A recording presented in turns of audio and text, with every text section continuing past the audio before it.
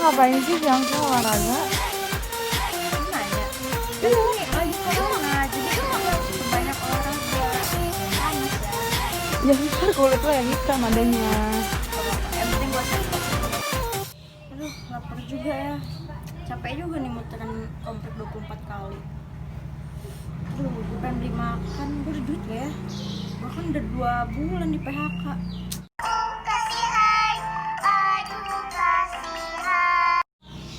Duit bisa berapa ya?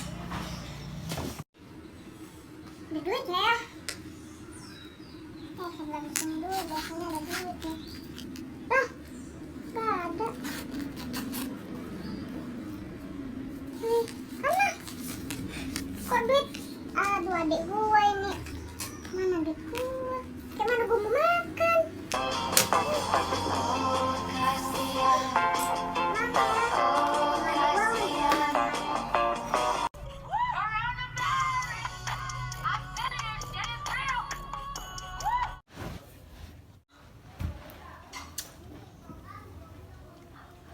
Hai guys, nama gue Lutfiara Mungkin Safira. Gue dari Ilmu Pemerintahan angkatan 2019, Universitas Lampung. Di sini gue dapat tugas sebagai salah satu pemenuhan syarat ujian akhir semester. Nah, di soal itu tuh ada Kita ada diminta Menteri Keuangan untuk memberi rekomendasi kebijakan dalam rangka mengentaskan masalah COVID-19 di Indonesia. Dari sisi kebijakan fiskal, apa kira-kira rekomendasi kebijakan yang menurut Anda paling prioritas dari sisi kebijakan keuangan fiskal? Jelaskan jawaban Anda dan tidak hanya mempertimbangkan pendekatan teknokratis ekonomis, tetapi juga menyertakan pendekatan politis.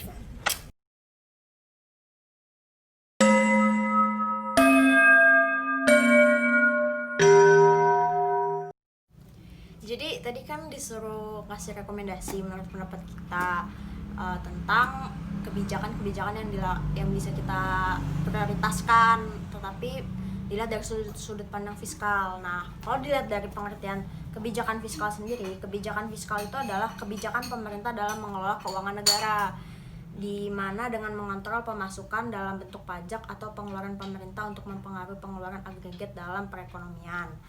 Nah, kalau menurut saya sendiri, untuk menangani kasus COVID-19 itu, yang pertama itu adalah, mohon maaf tulisannya jelek ya, ada 3 bulan nggak kuliah.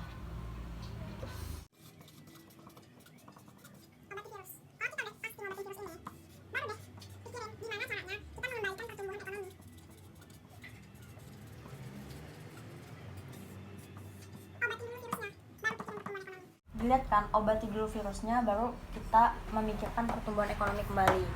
Dimana di Indonesia sendiri itu sebenarnya di beberapa daerah tuh udah terfokuskan kayak PSBB. PSBB itu apa sih? Pembatasan sosial berskala besar. Tapi kenyataannya secara prakteknya di Indonesia, PSBB itu hanya sebagai himbauan loh, bukan sebagai sesuatu yang diharuskan. Gimana orang-orang pada mau ikut, gimana orang-orang pada pengen tunduk, sementara nggak ada aturan yang jelas. Kayak misalkan, dia keluar, yang satunya tetap di rumah, terus yang di rumah ini ngomong, komplain, kok kamu keluar sih? Padahal kan memang nggak ada aturannya. Ya terserah gue dong, gue mau keluar mau ngapain. Kadang kan orang egois, tapi dengan keegoisan orang tersebut bisa dilawan dengan aturan yang jelas. Contohnya itu kayak kasus di Amerika, Italia sama Iran. Itu contoh-contoh negara yang dia tuh lebih mengutamakan takut ekonominya tuh anjlok kalau misalkan dia melakukan lockdown. Padahal kita udah ngeliat bukti nyata kayak negara-negara Selandia Baru, Taiwan, Singapura, Jepang, Korsel, Jerman, mereka melakukan lockdown. Nah, tapi mereka lebih cepat kembali stabil seperti semula. Karena apa? Karena mereka memfokuskan untuk menekan jumlah penyebaran virus itu dulu ketimbang memikirkan ekonominya. Sebenarnya ya memang harus ekonomi dipikirkan. Cuman gimana mikirin ekonomi kalau misalkan orang-orangnya pada sakit, orang-orangnya pada terjangkit, otomatis nggak akan jalan dong ekonominya. Jadi intinya itu adalah kita tuh harus memperketat physical distancing, karena dimana kalau misalkan physical distancing diperketat, maka akan semakin cepat akan semakin cepat perbaikan ekonominya. Selanjutnya, di pemerintah juga harus welcome dengan tim-tim ahli aktivis untuk mendengarkan ide-ide yang bisa mereka tuangkan, ide-ide yang bisa mereka berikan. Akhirnya pemerintah itu nggak sendirian loh, pemerintah tuh jangan memikirkan dengan pemikiran mereka sendiri, ajak aktivis yang memang tahu dan paham.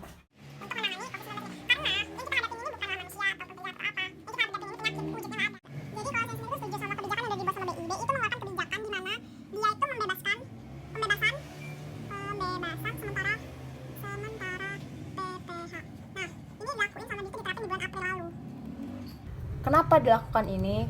Biar para industri di Indonesia itu bisa dengan mudah loh lebih mendapatkan space dan mengurangi beban di tengah-tengah aturan yang ketat ini. Nah, tadi itu kan ini masuk ke dalam kebijakan fiskal yang dilakukan oleh BI, di mana pembebasan sementara PPh itu berlaku di 19 sektor manufaktur. Salah satu itu ada kimia, makanan, otomotif, dan lain-lain. Nah, kebijakan fiskal dan non-fiskal yang dilakukan oleh pemerintah itu untuk mempertahankan daya beli di masyarakat, sektor usaha dalam negeri. Selanjutnya juga ada salah satu hal yang bisa kita lakuin, kayak misalkan kita tuh melakukan substitusi barang domestik dengan mentiadakan PPN. Ini ditiadakan. PPN itu apa sih? PPN itu pajak penghasilan negara. Jadi kayak misalkan contoh, orang itu pengen cari barang, dia mau impor nih, pengen belinya tapi belinya di Tiongkok karena di sana murah. Nah, ketika kita mentiadakan PPN ini, otomatis si barang di Indonesia domestik itu kan akan jadi lebih murah ketika barangnya ada. PPN ditiadakan, otomatis orang bakal mikir dong, yang ini lebih murah di Indonesia, mending beli di Indonesia daripada impor. Nah, dengan cara seperti itu akan menaikkan kembali dan menghidupkan kembali pasar perekonomian Indonesia. Kalau tadi kan saya udah ngejelasin kurva dari resesi inflasi. Nah, sekarang kita buat lagi nih kurva secara keseluruhan gimana kondisi Indonesia sekarang. Dimana kondisi Indonesia sekarang itu menunjukkan kalau dia itu memang mengalami resesi. Belum jelasin gambarnya. Ini kita sebut sebagai LAS atau long aggregate supply. Lalu garis ini kita sebut sebagai short aggregate supply. Selanjutnya garis yang ini kita sebut sebagai aggregate demand. Nah, ya di sini tuh price level. Sebelah sini tuh ada real GDP. Nah, tugas pemerintah adalah di sini ini adalah titik equilibrium. Nah, tugas pemerintah itu adalah bagaimana cara memindahkan titik equilibrium di sini menjadi titik equilibrium di sini. Nah, gimana caranya?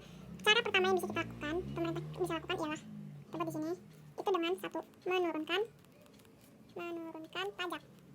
Dengan cara menurunkan pajak, kayak seperti yang tadi saya jelaskan tentang kebijakan BI meniadakan PPh, terus dengan kebijakan substitusi barang domestik dengan mentiadakan PPN. Selanjutnya yang kedua itu adalah dengan pengeluaran pemerintah yang ditambah ya dengan belanja. Pemerintah ini melakukan belanja besar-besaran. Loh, kenapa belanja? Ya dong, dengan cara pemerintah belanja besar-besaran, tapi belanjanya di dalam negeri ya, jangan di luar. Dengan pemerintah belanja besar-besaran, dia bisa menaikkan daya jual. Kayak misalkan toko-toko yang tadinya udah mulai sepi itu dibelanjain ya sama pemerintah. Akhirnya tadinya yang udah mau tutup ini hidup kembali karena ada pembeli gitu. Nah, yang kayak gini tuh. Nah, masih belum sampai nih di sini. Kan kita pengen nyampe di titik sini nih. Kita lakukan lagi. Dengan cara apa? Melakukan multiplier effect. Apa sih multiplier effect tuh? Multiplier effect itu adalah itu adalah efek berganda. Karena pengaruh yang meluas yang ditimbulkan oleh satu kegiatan dan selanjutnya akan mempengaruhi kegiatan lainnya. Contohnya seperti apa? Sebenarnya kayak pengeluaran belanja besar-besaran itu termasuk multiplier effect yang bisa dilakukan pemerintah. Terus ada contoh lain itu kayak dengan menurunkan krisis belanja sebanyak-banyaknya. Seperti pemerintah tuh kayak melakukan kegiatan-kegiatan di hotel yang udah mulai tutup, yang udah mulai sepi. Pemerintah melakukan kegiatan nih, tapi dia dengan melakukan penyewaan hotel yang tadi sepi tadi. Nah, terjadilah multiplier effect di situ dengan kegiatan yang dilakukan oleh pemerintah seperti itu. Oke, jadi dari penjelasan yang sedikit banyak yang tadi udah saya jelasin, kita bisa narik kesimpulan, kita tuh bisa melakukan kebijakan-kebijakan seperti multiplier effect, Terus dengan melakukan peniadaan pajak. Selanjutnya kita memperketat PSBB, tapi dengan aturannya, jangan cuma himbauan doang. Kita harus mempertegas aturannya, memperjelas aturannya agar semua masyarakat itu mengikuti aturannya. Sedikit banyak sih, cuma itu doang sih yang bisa saya sampaikan. Saya mohon maaf apabila ada kesalahan. Saya juga pamit undur diri. Wassalamualaikum warahmatullahi wabarakatuh. Tunggu dulu. Jangan lupa di like, comment, and subscribe ya. Bapak ini tapi jangan saya nggak usah. Channel saya nggak ada isinya.